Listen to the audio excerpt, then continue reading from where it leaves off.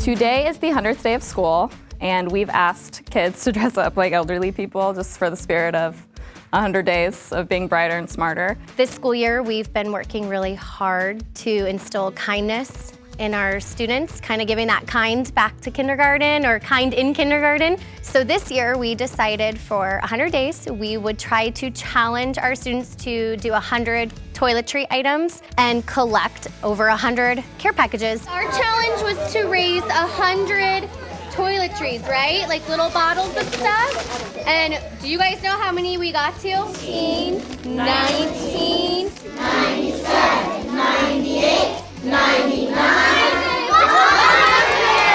So we definitely got 100, but we got almost 1,000 things donated. So you guys should be very proud of yourselves. We actually received around 280 bags to give to Family Promise. At Family Promise, every day there's a knock on our gate. And on the other side of that gate is a family who is experiencing homelessness. So the support that we receive today in reaching out to our families is vitally important. I want these children to know how important they are and how much they benefit the community at large.